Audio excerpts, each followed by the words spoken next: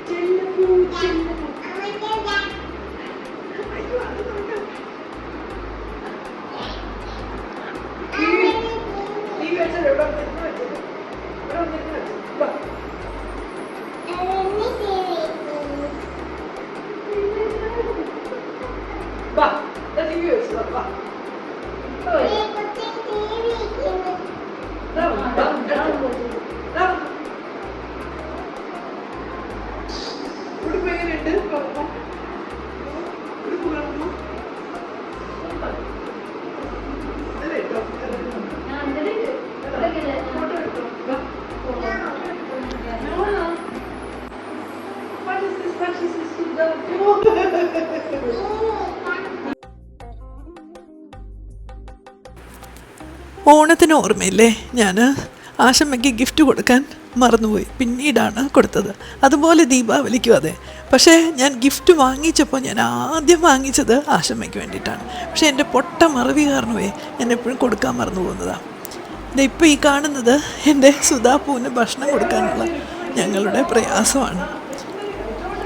സുധാപ്പൂവിനെ കൊണ്ട് എന്ത് വേണേൽ ചെയ്യിപ്പിക്കാം, പക്ഷെ ഭക്ഷണം കഴിപ്പിക്കാൻ അന്യായ പാടാട്ടോ.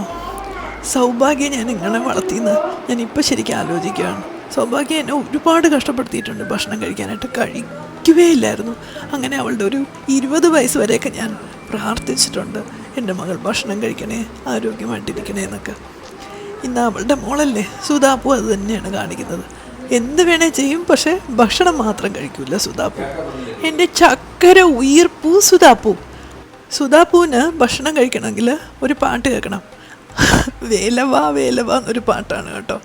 അത് കേട്ടാൽ ഇഷ്ടമാണ്. എൻ്റെ കൂടെ ഡാൻസ് കളിച്ചുകൊണ്ട് കഴിക്കും.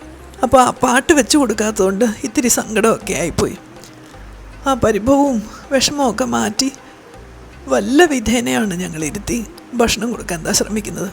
അപ്പോഴത്തേക്കും അർജുനും കൂടെ ഞങ്ങളുടെ കൂടെ കൂടി. പക്ഷേ ഒരു നിവൃത്തിയില്ല കേട്ടോ. അവളെ പറ്റിക്കാനേ പറ്റില്ല. ആ വേലവ സോങ് വേണമെന്ന് പറഞ്ഞാൽ അത് തന്നെ അവൾക്ക് വേണം. വേറൊരു പാട്ടാണ് അർജുൻ വെച്ച് കൊടുക്കാൻ ശ്രമിച്ചത്. പക്ഷേ അവൾക്കതൊന്നും വേണ്ട. അവൾക്ക് വേലവ സോങ് തന്നെ വേണം.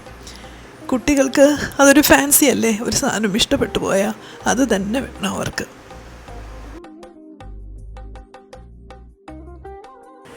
അർജുനുണ്ടല്ലോ 18 പണിയും നോക്കി കേട്ടോ. കുഞ്ഞിനെ ആ മൂടൊന്ന് മാറ്റി അവൻ ഇഷ്ടപ്പെട്ട പാട്ട് വെച്ച് അതിലൊന്ന് ഡാൻസ് കളിപ്പിച്ചൊക്കെ റെഡിയാക്കാനായിട്ട്. പക്ഷെ സുധാപ്പൂ ആ പാട്ട് കേട്ട് അച്ഛൻ്റെ കൂടെ വെറുതെ ഇരുന്നു എന്നല്ലാതെ ഭക്ഷണം കഴിക്കാനൊന്നും കൂട്ടാക്കിയതേ ഇല്ല. ഒടുവിൽ അവളുടെ പപ്പ അവളോട് തോറ്റുപോയി തന്നെ പറയാം. ഈ പാട്ട് ഏതാന്നല്ലേ സുധാപ്പൂൻ്റെ ഫേവറേറ്റ് സോങ്. വേലവാ വേലവാ വേൽമുരുകാവാ, വേലവാ വേലവാ വേൽമുരുകാവാ, വേലായുധാവാ വേൽമുരുകാവാ. അങ്ങനെയാണെന്നേ തോന്നുന്നത്. സൂര്യഗായത്രി പാടിയൊരു ആൽബം സോങ് ആണത്. സുധാപ്പൂന് ആ പാട്ട് ഭയങ്കര ഇഷ്ടമാണ്. പിന്നെ ഈ പാട്ട് ഈ ഒരു സീസണിൽ ഇഷ്ടമാണ്.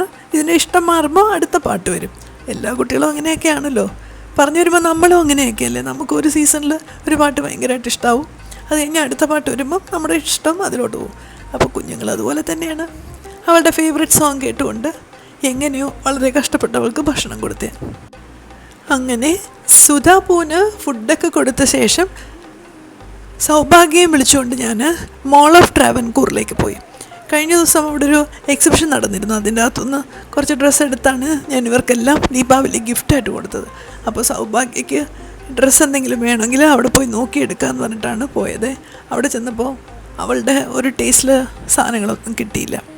പകരം ഞാൻ എനിക്കിഷ്ടപ്പെട്ട 1-2 ഫുഡ് ഐറ്റംസൊക്കെ മേടിച്ചു. ചക്ക വരട്ടി, അങ്ങനെ കുറച്ച് സാധനങ്ങൾ. അത് കഴിഞ്ഞിട്ട് ഞങ്ങൾക്ക് നല്ല പോലെ വിശന്നു. അപ്പോൾ അവിടുത്തെ ഒരു റെസ്റ്റോറൻറ്റിൽ ഞങ്ങൾ കയറിയേ. എന്ത് പറയാനോ, ഒരു അരമണിക്കൂർ ഞങ്ങൾ ഇരുന്നിട്ടും ഓർഡർ എടുക്കാൻ ആൾ വരുന്നില്ല. അവിടുത്തെ ആളോട് ചോദിച്ചപ്പോൾ അയാൾ വരില്ല അത്രേ. ഓർഡർ എടുക്കാൻ ഒരാളുണ്ട്, അയാൾ വന്നാലേ എടുക്കുള്ളൂ. ഒടുവിൽ വളരെ നിരാശയോടെ ആ ട്രിപ്പ് തന്നെ ബോറായി പോയിട്ടോ. ഞാൻ സൗഭാഗ്യം തിരിച്ച് വീട്ടിലേക്ക് വന്നു. തിരിച്ച് വന്നപ്പോൾ എൻ്റെ ഡാൻസ് ക്ലാസ്സിലെ എൻ്റെ കുട്ടികൾ എനിക്ക് ഒരു ഹ്യൂജ് സർപ്രൈസാണ് വെച്ചിരുന്നത്.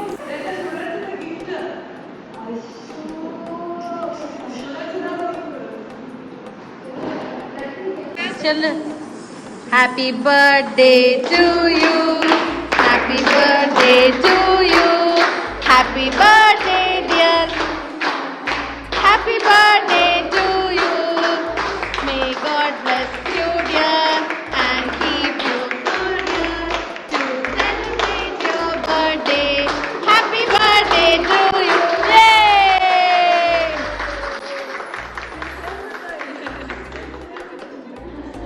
Happy birthday. Would you happy birthday പറയുന്നില്ലേ?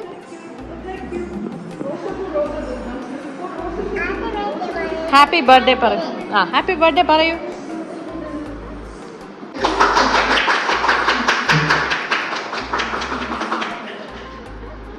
കടടല്ലേ?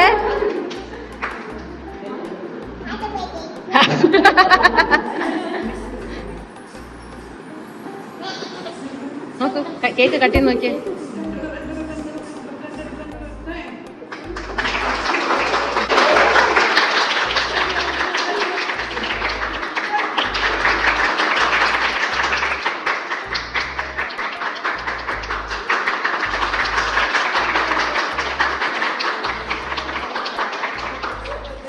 നിങ്ങൾക്ക് വേണ്ടി കുറച്ച് ഇത് മാറ്റി വെച്ച് എടുത്തോണ്ട് പോയ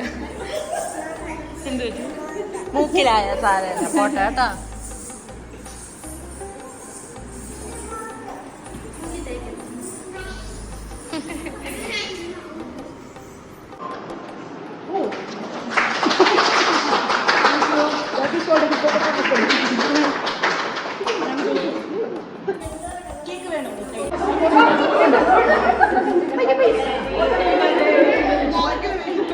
എവിടെ വെച്ചോ?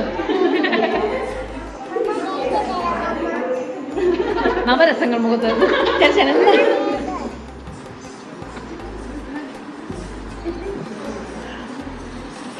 ആശാമ ഹോട്ടൽ കാലിഫോർണിയയിലെ കൊള്ളാം.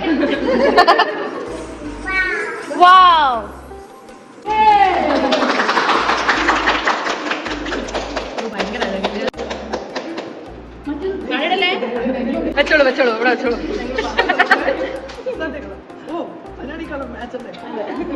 അവളെ എനിക്ക് അളവാണല്ലേ.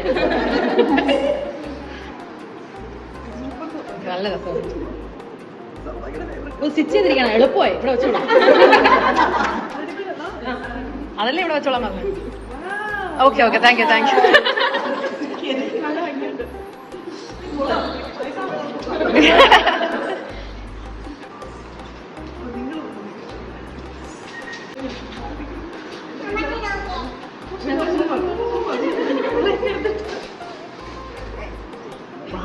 സൂപ്പർ.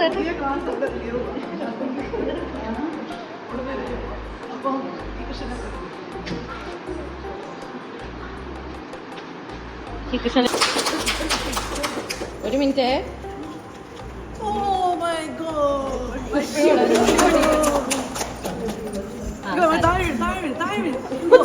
ഓ മൈ ഗോഡ്, എൻ്റെ ഡേറ്റ് ഓഫ് ബർത്ത്, എൻ്റെ കുട്ടികൾ, എൻ്റെ സ്റ്റുഡൻസ് എക്സലൻ്റായിട്ട് ഒരു മെമ്മറബിൾ ഡേ ആയിട്ട് എനിക്ക് മാറ്റി.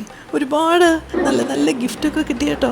നിങ്ങൾ കണ്ടല്ലോ, ഭഗവാന്റെ വിഗ്രഹം കിട്ടി, ഡ്രസ്സ് കിട്ടി, കുപ്പിവള കിട്ടി, കേക്ക്, പാട്ട്, സന്തോഷം, ഒരുപാട് സ്നേഹം.